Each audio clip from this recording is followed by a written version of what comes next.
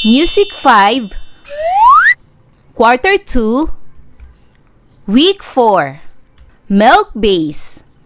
Ang paksa ng ating aralin sa araw na ito ay mga nota sa C major scale. Hello kids, it's me, Teacher Frel. Don't forget to subscribe, like, and share, and hit the notification bell for the latest video. You can also follow my Facebook page, Teacher Frel TV.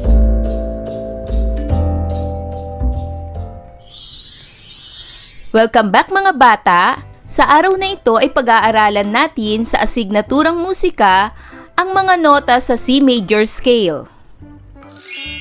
Matapos basahin at gawin ang aralin na ito, inaasahang makilala mo ang mga nota sa C major scale. Masabi kung buo o kalahating tunog ang pagitan ng mga nota sa iskala at may pakita ang pagpapahalaga sa pag-awit ng may wastong tono. Ito ang C major scale. Tingnan ang limguhit sa bandang kaliwa. May napansin ka bang panandang sharp o panandang flat sa kalapit na G clef? Oo, wala itong tunugang bilin o key signature. Ang tunugang bilin ay bilang ng mga sharps at flats sa staff. Kapag wala itong tunugang bilin, ito ay nasa tunugang C major. Ano nga ba ang C major scale? Ang C major scale ay nagsisimula sa mababang Do at nagtatapos sa mataas na Do. Binubuo ito ng mga sofa-silabang Do, Re, Mi, Fa, So, La, Ti, Do. At ang bawat nota ay may pitch name. Ang pitch name ng Do ay C. Ang pitch name ng Re ay D. Ang pitch name ng Mi ay E. Ang pitch name ng Fa ay F. Ang pitch name ng So ay G. Ang pitch name ng La ay A.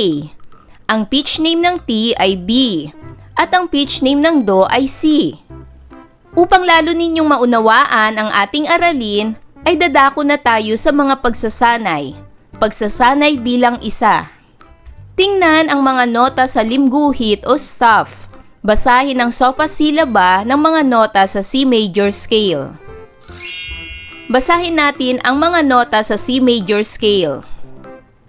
Do, Re, Mi, Fa, So, La, Ti, Do.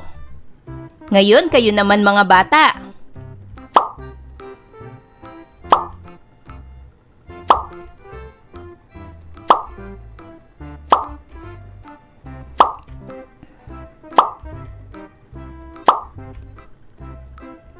Para naman sa pagsasanay bilang dalawa, ngayon naman ay subukan mong awitin ang iskala. Maaaring humingi ng tulong sa kasama sa bahay upang magawa ang pag-awit. Sabayan niyo akong umawit ng sofa-silaba at pagkatapos ay kayo naman. Do, Re, Mi, Fa, So, La, Ti, Do. Kayo naman mga bata ang umawit.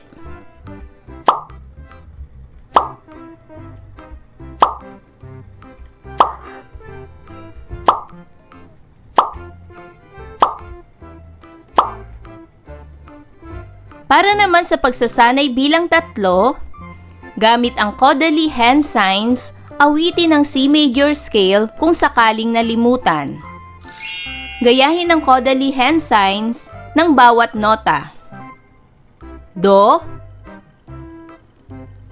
Re, Mi, Fa, So, La, Ti, Do. Ulitin natin mga bata.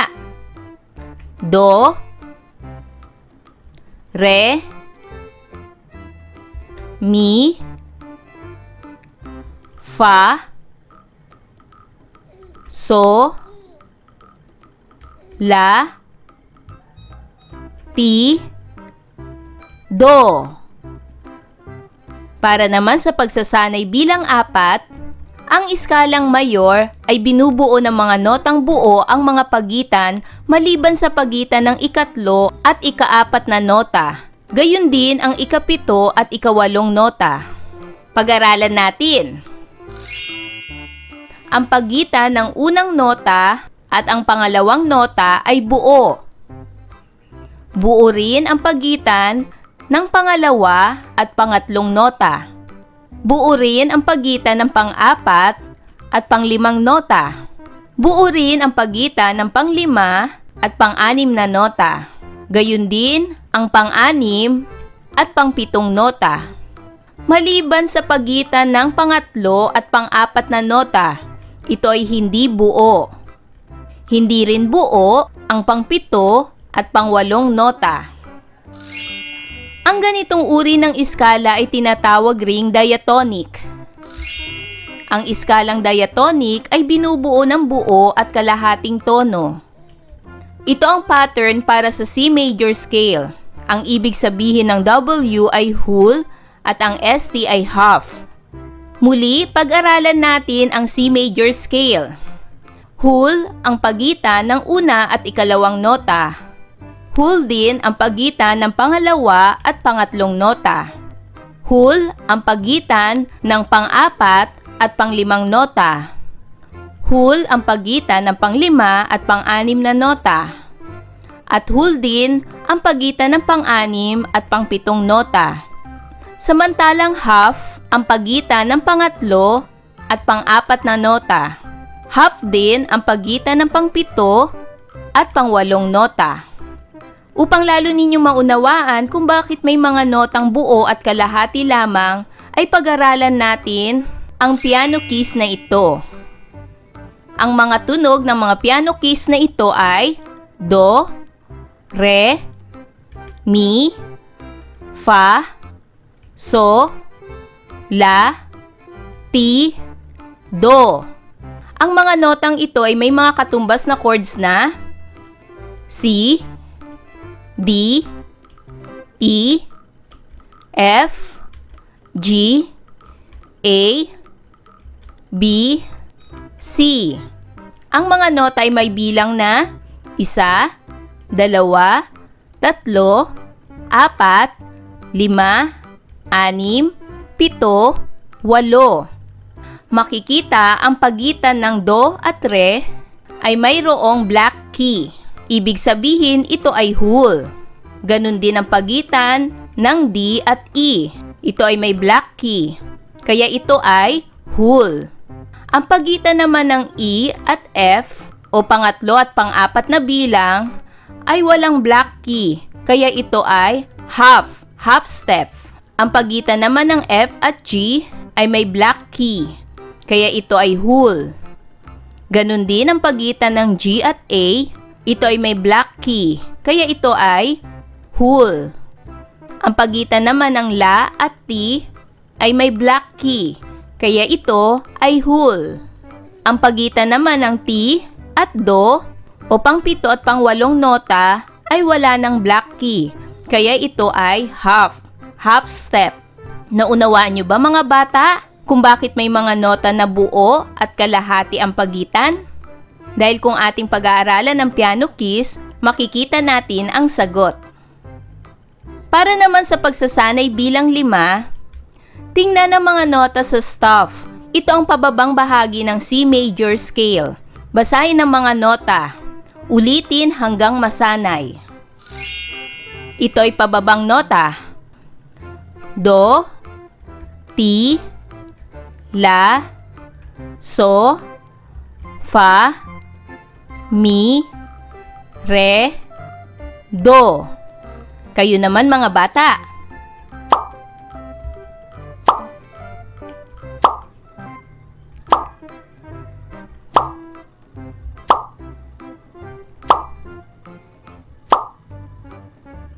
Para naman sa pagsasanay bilang 6, Sabayan ng Kodali hand sign ang pagbasa sa sofa-silaba. Magsimula ka naman sa mataas na do, pababa hanggang sa mababang do. Awitin ang sofa-silaba ng iskala kasabay ang Kodali hand sign. Awitin natin kasabay ang Kodali hand sign. Do, re, mi, fa, so, la, ti, do. Ulitin natin mga bata. Do, re, mi, fa, so, la, ti, do. Para naman sa pagsasanay bilang 7, subukan mo namang awitin ang pababang C major scale. Ulitin hanggang masanay. Sabayan ang Kodali hand signs. Do, ti, la, so, fa, mi, re, do. Ulitin natin. Do, ti, la, so, fa, mi, re, do. Tandaan, ang C major scale ay nagsisimula sa mababang do at nagtatapos sa mataas na do. Binubuo ito ng mga sofa-silabang do, re, mi, fa, so, la, ti, do. At ang mga nota ay may pitch name na C, D, E, F, G, A, B, C. Ayan mga bata, naunawaan nyo ba ang ating aralin sa araw na ito? Kung ganon, magaling! Mga bata, sana'y marami kayo natutunan sa ating aralin. Hanggang sa susunod na video lesson, paalam! Thanks for watching!